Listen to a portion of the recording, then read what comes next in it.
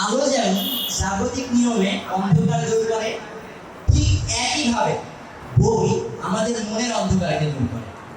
বই আমাদের সবচেয়ে প্রিয় বন্ধু, এবং এই বন্ধুর সাথে সম্পর্কগুলোকে আরো দৃঢ় করার জন্য যেই মানুষগুলো প্রতিনিয়ত কাজ করে যাচ্ছেন, ঠিক তারই মধ্যে অন্যতম একজন মানুষ ইতিমধ্যে আমাদের পাশে উপস্থিত আছে, যারা বই নিয়ে কথা বলে, যারা বইয়ের আলো মানুষের মাঝে ছড়িয়ে দিতে ভালোবাসে। ঠিক এমনই একজন ব্যক্তি is none other than Asaduzzaman জয় ভাইয়া, who is the co-founder of Pure. তো ভাইয়াকে অনুরোধ জানাচ্ছি তার গুরুত্বপূর্ণ বক্তব্য প্রদান করতে। एक साथ का मिडिल साइड से मिडिल साइड बनाता है। আসসালামু আলাইকুম সবাইকে। আমার বন্ধু যেহেতু তারা বলছিল সে ঢাকা বিশ্ববিদ্যালয়ে পড়ে, আমার নাম হচ্ছে আসাদুজ্জামান জয়, আমিও ঢাকা বিশ্ববিদ্যালয়ে পড়ি। যেহেতু ঢাকা বিশ্ববিদ্যালয়ে পড়ি, এর কিন্তু আমার কুষ্টিয়ার অনেক মানুষের সাথে পরিচয় হয়েছে, দেখা হয়েছে। আমি বাইরে বলবো না, তারা বেশিরভাগ মানুষই চমৎকার, কিন্তু আজকে বা গতকাল রাতে ৩টা বাজে খোকসা নামার পর থেকে এখন পর্যন্ত আমি দেখলাম খোকসার মানুষ তার চেয়েও বেশি চমৎকার। তো আমার আসলে খুব ভালো লাগছে, বা আমি ওকে একটু আগে বলছিলাম যে লাস্ট দিন আমি এক জায়গায় বক্তৃতা দিতে গিয়েছিলাম, একটু মজা করে বলছিলাম আমার বন্ধুকে যে এর আগে একজন নিচে গিয়েছে, এরপর একজন গান গিয়েছে, মাঝখানে এসে বলছে ভাই আপনি কিছু জ্ঞানের কথা বলেন। আমি বলছি এখন বিপদে ফেলছে আমাকে, একটু একজন নাচলো একজন গাইলো, আমাকে বলছে এখন পড়াশোনা নিয়ে কথাবার্তা বলবো। তো আজকে আমি খুবই অবাক, আমি আরো আমার বেশ ভয় লাগছে কি হঠাৎ করে এত স্কুল কলেজের ছেলেগুলো এরা জ্ঞানী কথাবার্তা শুনতে চলে আসছে, নিজের লাইফটা চেঞ্জ করতে আসছে, তাও আবার কুষ্টিয়ার খোকসায়। এই ব্যাপারটাই কিন্তু আমাকে এই সারা বাংলাদেশে আজকে অনেক খারাপ ব্যাপার, এখানে ওই দুর্নীতি হয়েছে, কালকে ওখানে ওই সমস্যা, তার মধ্যেও আমার মনে হয় খোকসার মানুষগুলো আসলে বাংলাদেশকে স্বপ্ন দেখায়। আর বাংলাদেশের সবচেয়ে বড় শক্তি এই তরুণরা, যারা এখানে স্কুল শেষে আমি তো জীবনেও পারি আমাকে ওই পিছনের দিকেও একেবারে ধরে বেঁধে বসে রাখতে হতো, যদি আসলে আমাকে ওই এরকম হচ্ছে জ্ঞানের কথাবার্তা শুনতে হতো, আমার বই নিয়ে কথাবার্তা, পড়াশোনা নিয়ে কথাবার্তা। তা আমি যেটা বলছিলাম, আমার নাম আসাদুজ্জামান জয়, আমি ঢাকা বিশ্ববিদ্যালয় থেকে রিসেন্টলি অনার্স শেষ করেছি, বর্তমানে মাস্টার্সে পড়ছি। তো আমার আরেকটা মজার পরিচয় হচ্ছে আমি তোমার স্বাধীন ভাইয়ের বন্ধুই, আবার আরেকটা মজার পরিচয় আমি তার ফ্ল্যাটমেটও। তো যেটাই বলছিলাম, তোমার ভাই যে গল্পটা বলছিল, তোমার ভাইয়ের গল্পটা কিন্তু আমার জন্য খুব ইন্সপায়ারিং। আমি দেখছিলাম যে আমার এই বন্ধুটা শ্রীমঙ্গলের একটা রেল স্টেশনে একেবারে পথ শিশুদেরকেও পড়াচ্ছে, এরপর এখন সে শুধুমাত্র বাংলাদেশ না, সে সারা পৃথিবীতে লাখ লাখ শিক্ষার্থীদেরকে পড়াচ্ছে আর লাখ লাখ শিক্ষার্থীদের জীবন চেঞ্জ করছে। তো তোমাদের স্বাধীন ভাইয়ের জন্য একটা ওয়ার্কশপ আছে। তো স্টিভ জবসরা, তোমরা যারা স্টিভ জবসকে চিনো না তাদের জন্য তিনি আইফোনটা বানিয়েছিলেন, আইফোন কোম্পানির প্রতিষ্ঠাতা। সো তিনি হচ্ছে একটা কথা বলেন, those who are crazy enough to think that they can change the world are the ones who do। যে পাগল ছাগলগুলো বিশ্বাস করে যে তারা দুনিয়াটা চেঞ্জ করবে বা কিছু একটা বদলে ফেলবে, সেই পাগল ছাগলরাই কিন্তু আসলে দুনিয়াটা বদলে দেয়। তো আমার মনে হয় তোমাদের মতো যারা এই গরমের মধ্যে আসলে এরকম কথাবার্তা শুনতে বা কিছু একটা শিখতে, বা কেউ হয়তো বন্ধুর জোড়াজুড়িতে চলে এসেছো, তোমরাই সামনে ভবিষ্যতে বাংলাদেশটাকে লিখ দিবে, হয়তো পুরো পৃথিবীটাকে লিখ দিবে। তোমার কাছে এখন শুনতে আজগুবি মনে হতে পারে, ভাই আমি তো কুষ্টিয়ার বাইরে যেতে পারছি না, বা আমি তো কুষ্টিয়ার বাইরে যেতে পারছি না, পৃথিবী কিভাবে লিখ দিব। আমি কালকে তোমাদের মজার ব্যাপার বলি, তোমার ভাই এসেছে সিলেট থেকে, আমরা যদি সবাই ঢাকায় থাকি, আমি কিন্তু এসেছি গতকালকে চট্টগ্রাম থেকে। তো আমি বিকালে ছিলাম চট্টগ্রামে, আমি রাতে ছিলাম ঢাকায়, এখন আমি কুষ্টিয়ায়। মজার ব্যাপারটা হচ্ছে আমি দেখছিলাম যে সকালবেলা বা যখন আমি বিকালবেলা বেরোচ্ছিলাম, সকালবেলা আচ্ছা আমরা যেখানে ছিলাম, আমি বিশ্বাস করি পৃথিবীর প্রত্যেকটা পরিবারই আসলে এমন একটা মানুষ আসলে ডিজার্ভ করে, বা প্রত্যেকটা পরিবারে এমন একটা মানুষ থাকার দরকার যে আসলে তার পরিবারটার হাল ধরবে। আর আমি চাই সেই মানুষগুলো তোরা হোক, যেহেতু ছোট তোদেরকেই বলছি, সেই হাল ধরার মানুষটা আসলে তোরা হোক। তোরা হচ্ছে নিজেদের ফ্যামিলিটার হাল ধর, বা আসলে পুরো বাংলাদেশেরই হাল ধর। তো আমি যেখানে বলছিলাম যে আমি ও বাবা আমাকে বুক রিভার বলছিল যে অনেকে আমরা জানি, আমরা পাশে কুষ্টিয়ার একটা জিনিস আমি খুব বিখ্যাত, বা কোকসার একটা জিনিস খুব বিখ্যাত, ইউটিউব ভিলেজ। তো আমি বসে বসে ভিডিও দেখতাম যে তারা খাবার দাবার নিয়ে ভিডিও বানায়, ঠিক তেমন ভাবে আমিও একটা জিনিস ভিডিও বানাই, সেটা হচ্ছে বইপত্র নিয়ে ভিডিও বানাই। আমি হচ্ছে যখন করোনাকালীন টাইম চলছিল, তখন আমি চিন্তা করলাম আচ্ছা আমাকে তো কেউ চিনে না, আমাকে কেউ পাত্তা রাখতে দেয় না, আমি কি করতে পারি, আমি মানুষকে কিভাবে অ্যাড করতে পারি। তখন আমি করোনাকালীন সময় একটা জিনিস চিন্তা করলাম, আমার পকেটে একটা ফোন আছে, আমি দেখলাম যে কেউ নাচ করতেছে, কেউ গান গাইতেছে, কেউ আবার আঁকাআঁকি করতেছে, তো আমি চিন্তা করলাম আমি কি করতে পারি। তো তখন আমি দেখলাম আমার বাসার পিছনে অনেকগুলো বই আছে আমার শেলফের মধ্যে।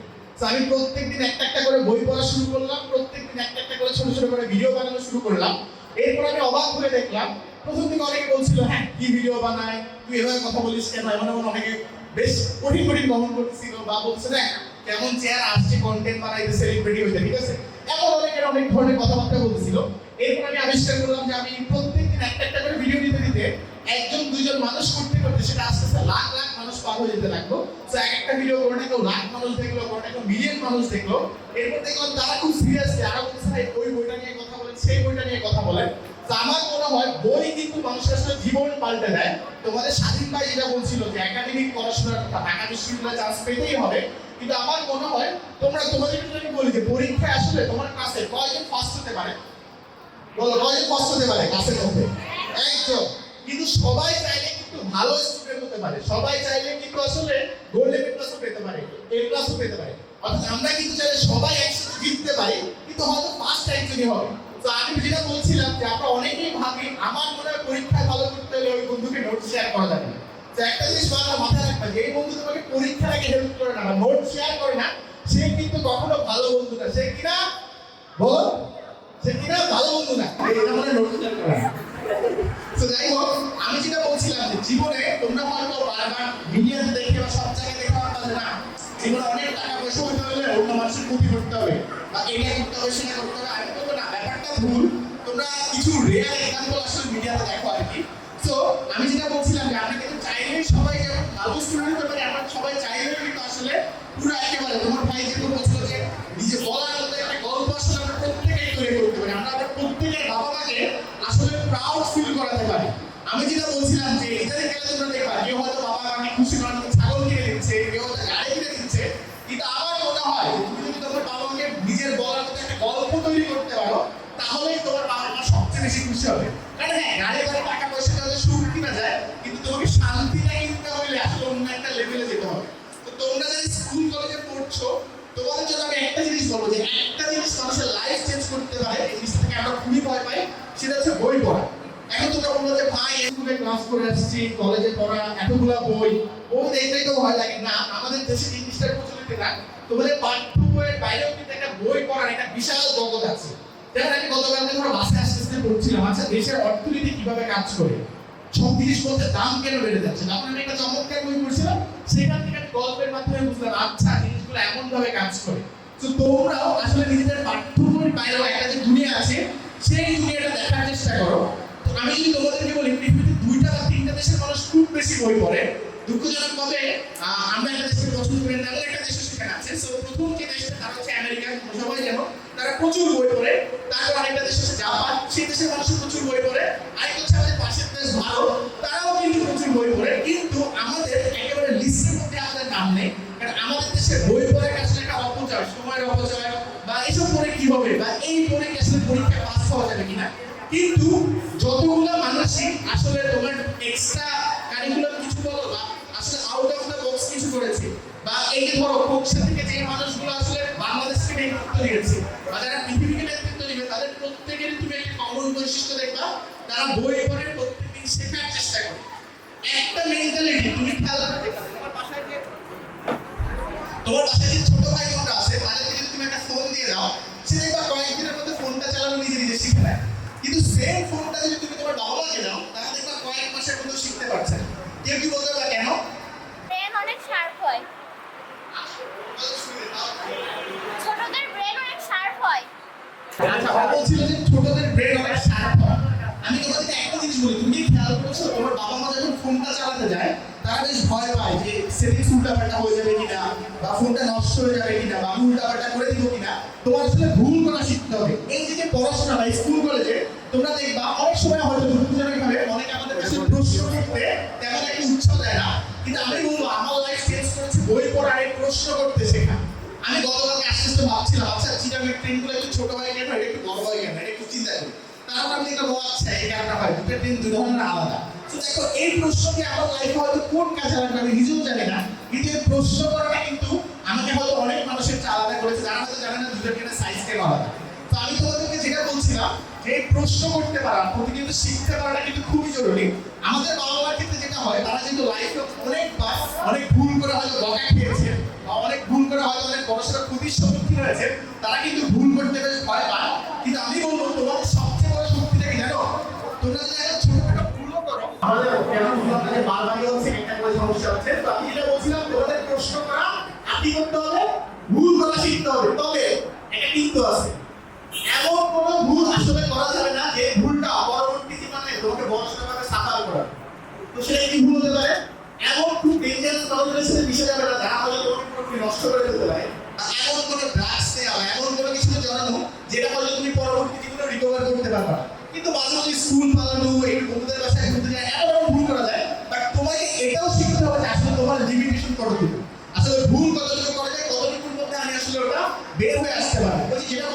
যে তোমাকে যদি A+ পেতে হয় তুমি কিন্তু 100 তে 100 পেতে হবে না, তোমার কিন্তু 80 মানলেও হচ্ছে, অর্থাৎ 20 নাম্বার কিন্তু তুমি চাইলে ভুলও করতে পারো বা 20 নাম্বার ছেড়ে আসতে পারো।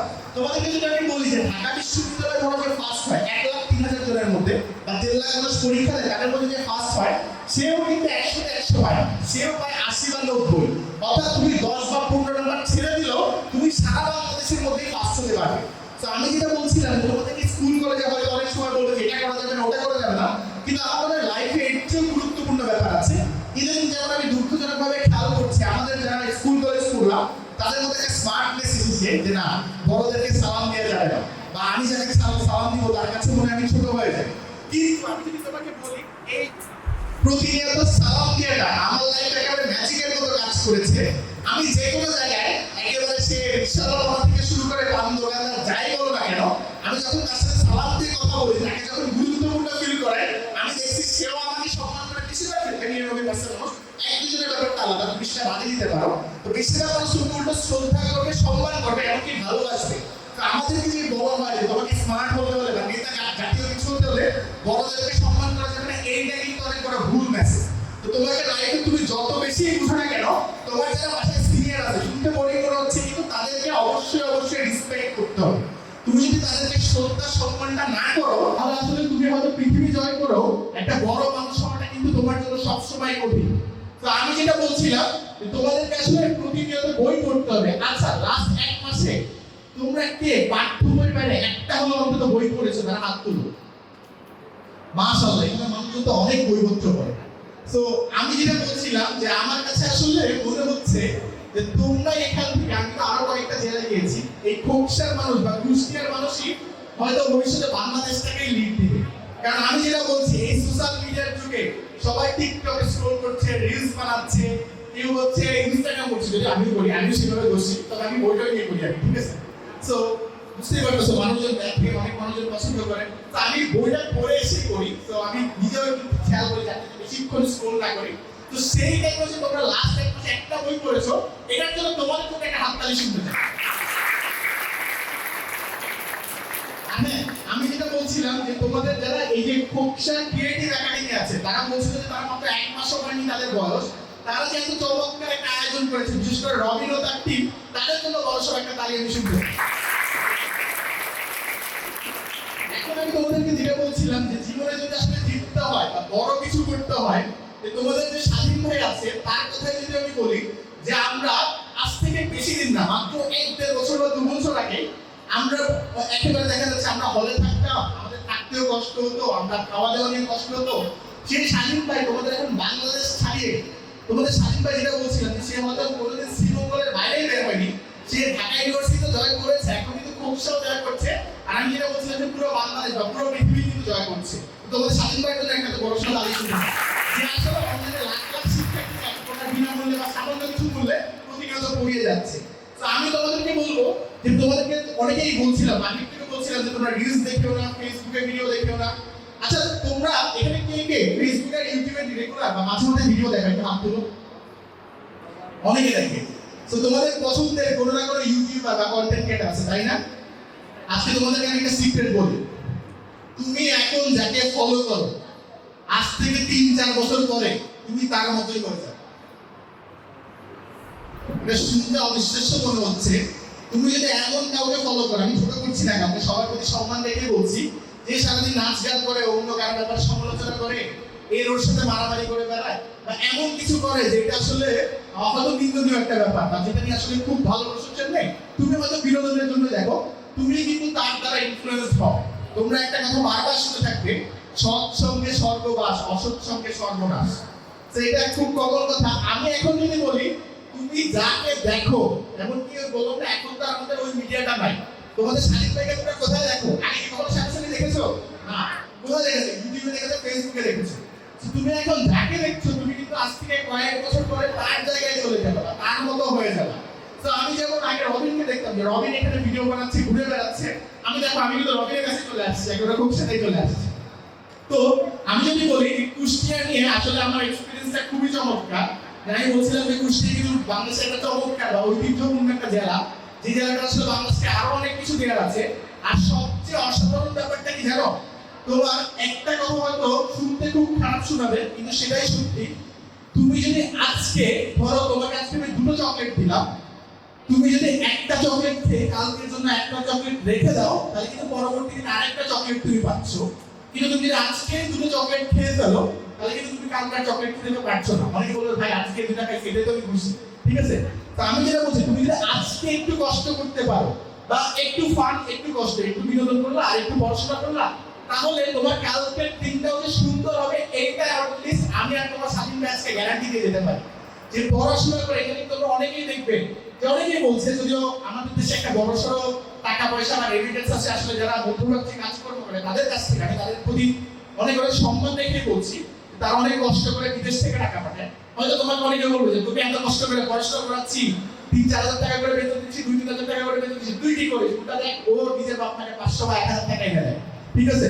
সো আমি যেটা বলছিলাম যে আমার বাবা মাকে আমি দেখেছি যে আমি আসলে তোমার ভাইয়ের মতো সেম গল্পই আমার, যে আমি যখন তাদেরকে হয়তো কোনো টাকা দিচ্ছি বা কোথাও ঘুরতে নিয়ে যাচ্ছি, তারা খুশি হচ্ছে না, কিন্তু যখন দেখছে যে আমার ছেলে আজকে হয়তো কুষ্টিয়ায় কথা বলতে যাচ্ছে, বা আমার ছেলে হয়তো আজকে একটা জায়গায় বক্তৃতা দিতে যাবে, তাকে নিয়ে হয়তো নিউজে একটা বড় সড় ফিচার এসেছে, তারা কিন্তু খুবই খুশি হচ্ছে। তার আমি যেটা বলি যে তোমরা একটা জিনিস নিয়ে দেখবা, ইদানিং কালে বাংলাদেশের খেলা দেখেছো কে কে বলো? বাংলাদেশের খেলায় বাংলাদেশ থেকে একটা মজা করা হয়, বলা হয় মায়ের দোয়া, ক্রিকেট টিম, ঠিক আছে? কিন্তু আমি একটা কথা বলি, কেউ যদি লাইফে ঠিকমতো পড়াশোনাও না করে, মোটামুটি পড়াশোনা করে, কেউ যদি লাইফে খুব মেধাবীও না হয়, কেউ যদি লাইফে আসলে তেমন কিছু না করে, শুধুমাত্র যদি তার বাবা মায়ের দোয়া তার উপর থাকে, সে জীবনে ভালো করবে। তোমরা এখন বলতে পারো যে ভাই এটা কি হয়? তোমাদেরকে আমি একজনের গল্প বলি, যে গল্পটা আমি কোথাও বলিনি বা কেউ জানে না। আমি একটা মানুষকে চিনি, যে হচ্ছে এই যে এখান থেকে বেশি দূরে না, ধরো ওই ভাঙার পাশে মুসিদপুরে, গোপালগঞ্জে, সেখানে তার জন্ম। সে হচ্ছে আজ থেকে বোধহয় 30 বছর আগে একটা ধান খেতে বা পাট খেতে সে কাজ করতো, ধান কাটতো। তখন সে দেখলো তার মাথার উপর দিয়ে একটা বিমান উড়ে যাচ্ছে। তখন সে মনে মনে বললো, তার বাসায় কিন্তু আজকে রাতে খাবার দাবার নেই, সে ধান কেটে বা পাট খেতে হচ্ছে, কেটে হচ্ছে নিয়ে যাবে, তারপর সে টাকা পয়সা পাবে, সেখান থেকে সে হয়তো কয়েক কেজি বা আধা কেজি 1 কেজি চাল দিয়ে আজকে রাতে তার বাসায় রান্না হবে। সে যখন দেখলো একটা প্লেন তার মাথার উপর দিয়ে উঠে যাচ্ছে, সে তো জীবনে ওইভাবে আগে তেমন কোনো প্লেন দেখে নাই। সে মনে মনে বলছে, আল্লাহ, আমি যদি এই প্লেনে উঠে দেশ বিদেশ ঘুরে বেড়াতে পারতাম। সেটা কিন্তু আজ থেকে 20-30 বছর আগের কথা। এরপর কয়েক বছরের মধ্যে সে, আমি যেটা বলছিলাম, সে কোনো স্কুল কলেজে পড়েনি, সে তেমন কোনো কাজকর্ম করে না। এরপর সে পৃথিবীর 2টা দেশে তার বাসা ছিল, একটা হচ্ছে চেকোস্লোভাকিয়া আর একটা হচ্ছে জার্মানিতে। এরপর সে পৃথিবীর প্রায় 70-80টা দেশ ঘুরে বেরিয়েছে। বাংলাদেশে তার ছোটখাটো একটা বাড়িও আছে, জমিও আছে, টাকা পয়সাও আছে। তো আমি তাকে জিজ্ঞেস করছিলাম যে আপনার জীবনে আসলে এই সফলতার সূত্র কি?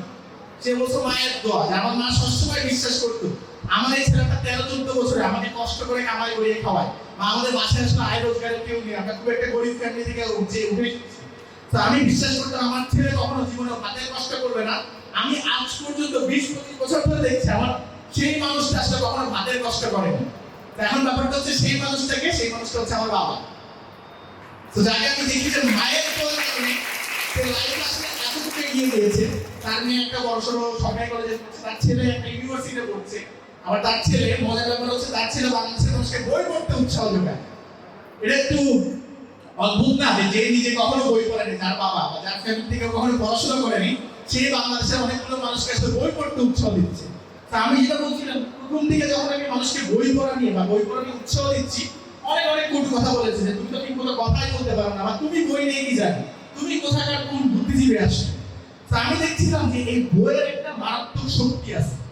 ওরা যখন আমাকে কটু কথা বলছিল আমি কিছু জানি না, আমি ওদের কথাটা আসলে বিশ্বাস করি না। আসলে কিছু জানতাম না, বাবা ওরা ঠিক বলতেছিল, আমি আসলে কোনো কিছু জানতাম না, যেটা আমি তো বুঝতাম না। আমি যে ভুল করছিলাম সেটাও জানতাম না, কিন্তু আমি ভেবে থাকি না। আমি প্রতিদিন যেটা বলছিলাম যে একটা করে আমি 50 দিনে সত্যি 50টা বই পড়ে ফেলেছি। সেই বইগুলোর মধ্যে একটা শক্তি কি, বইগুলো এমন সব মানুষ লিখেছে যারা আসলে পৃথিবীতে একটা অসাধারণ জীবন কাটিয়েছে। তাদের যে অভিজ্ঞতা, 50টা মানুষ আমার পিছনে এসে দাঁড়িয়ে গেল যখন আমি আসলে 50টা বই পড়লাম। তো তুমি তারপর বুঝতেই পারছো, তারপর আসলে আমাকে থামানোটা বেশ কঠিন।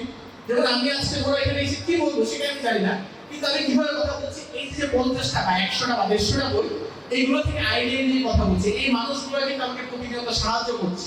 তো তোমাদের যাদের হয়তো পরিবারে হাল ধরার মতো কেউ নেই, বা তুমি চিন্তা করছো আমার তো এরকম করে বড় ভাই নেই বা বড় বোন নেই যে আমাকে পথ দেখাবে, সেই পদটা কিন্তু তোমাকে যেমন অনলাইনে একটা ভিডিও মেন্টর তুমি খুঁজে নিতে পারো, যাকে হয়তো তোমার স্বাধীন ভাইকে খুঁজে নিতে পারো, বা আমাকেও দেখতে পারো চাইলে, যে উনি আসলে কিভাবে কথা বলেন, উনি প্রত্যেকে শিখে, আমি ওখানে একটু ফলো করি, আমি একটু কপি করি।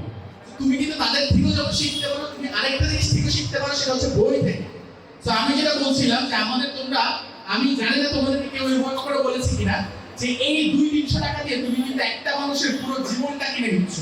তুমি হয়তো বই কিনছ একটা 200 টাকা দিয়ে, কিন্তু সেই বইটা যিনি লিখেছে তিনি হয়তো পৃথিবীতে বেঁচেছে 60 বছর বা 70 বছর, তো তার জীবনে পুরোটা এক্সপেরিয়েন্স সেটা তুমি মাত্র কিনছো 200 টাকা দিয়ে। এটা কি কখনো কেউ ভেবেছো? এই সবাই তো চুপচাপ কেন? আমি বেশি বই কথা বলতেছি? তাহলে সবার কাছ থেকে একটা হাততালি শুনি। আমি যেটা বলছিলাম যে তোমরা যারা আসলে, বিশেষ করে তোমাদের যারা বড় ভাইরা আছে, আমি তাদের বেশ সারপ্রাইজ, এর মধ্যে গল্পটা কালকে শুনছিলাম যে ওরা নিজেরা আসলে এক স্কুলে হচ্ছে অডিটোরিয়াম স্কুলে প্রোগ্রামটা করার কথা ছিল, যেহেতু আজকে থেকে দুঃখজনকভাবে স্কুল খুলে গিয়েছে, তোমরা স্কুল থেকে এসেছো বোঝা যাচ্ছে, কিন্তু হয়তো কলেজ থেকেও এসেছো। সো ওরা কিন্তু চেষ্টা করছিল, পরে ওরা কিন্তু তারপরে হাল ছাড়েনি। আজকে কিন্তু এই উপজেলা অডিটোরিয়ামে এই যে একটা প্রোগ্রাম হচ্ছে, তোমরা বলতে পারো এই প্রোগ্রাম হচ্ছে এ আর এখন কি। আমি বলছিলাম যে সবকিছু কিন্তু ছোটভাবে শুরু হয়। আজকে যেটা এখানে একটা প্রোগ্রাম দিয়ে শুরু হয়েছে, এখান থেকে কিন্তু লাখ লাখ প্রোগ্রাম হবে, বা হয়তো সারা দেশের মানুষ খোকসাকে ব্র্যান্ড হিসেবে চিনবে, বা ঢাকার মানুষজন যখন শুনবে যে খোকসা থেকে মানুষ আছে, তারা বলে বাহ আপনারা তো খুব ইন্টারেস্টেড, পড়াশোনা করা হয়, তাদেরকে আলাদা করে একটা দাম দিবে।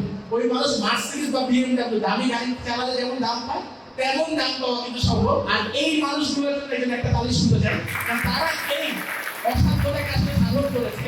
তারা মাত্র কয়েকদিনের মধ্যে একটা চমৎকার প্রোগ্রামের অ্যারেঞ্জ করেছে। সো আমি আজকে আর বেশি তোমাদেরকে জ্ঞানের কথাবার্তা বলবো না, বাট আমি তোমাদের কাছ থেকে আজকে, যেহেতু তোমরা হয়তো ভুলে গিয়েছো যে আমি এতক্ষণ কি নিয়ে কথাবার্তা বলেছি, বাট আমি তোমাদেরকে লাইফে কয়েকটা একেবারে যে কিছু জিনিস যদিও তোমাদের মনে হতে পারে হ্যাঁ ভাই এগুলো তো প্রতিদিনই শুনি, তাও হচ্ছে আবার নতুন করে বলার চেষ্টা করবো। এক নম্বর ব্যাপার সেটা হচ্ছে অবশ্যই যত খারাপই লাগুক, বাবা মার কথাবার্তা অনেক সময় বিরক্ত লাগবে, বা মনে হয় ধুর ওটা কি বুঝে, আমি তো একটু বেশি বুঝি, বা সবসময় মায়ের দোয়া নেওয়ার চেষ্টা করতে হবে, বাবার দোয়া নিতে চেষ্টা করবে, বাবার নামে মাইন্ড করবে। তো সবসময় কি করতে হবে? বাবা মায়ের দোয়া নেওয়ার চেষ্টা করতে হবে। সবাই বলা যাবে জোরে বলো, সবসময় কি করতে হবে? যতই খারাপ লাগুক, যতই তোমরা তো সবাই আসলে এটা বুঝবা, তাই না? যে তোমার কিন্তু আজকেও হয়তো বাসার মধ্যে রাগ হচ্ছে, বাসায় আম্মু বা আব্বু আসতে দিচ্ছিল না, প্রোগ্রামে যাইও না, বা বলতেছে যে না স্কুল থেকে বাসায় চলে আসিস। তো এরকম অনেক সময় অনেক কিছু আমাদের বাবা মা বলে, আমাদের অনেক সময় খারাপ লাগে, কিন্তু তোমরা তো এইটা মানুষ তারা আসলে আমাদের ভালো চায়, তাই না? তারা ভালো চায় না আমাদের? হ্যাঁ, এই ওদের এনার্জি চলে গেছে, ওরা এখন সবাই বিশ্বাস করতে পারছে না আসলে ভালো চায়। তো তারপরে ব্যাপারটা কি, বড় যেন যারা আছে বা গুরুজনরা আছে তাদেরকে কি করতে হবে?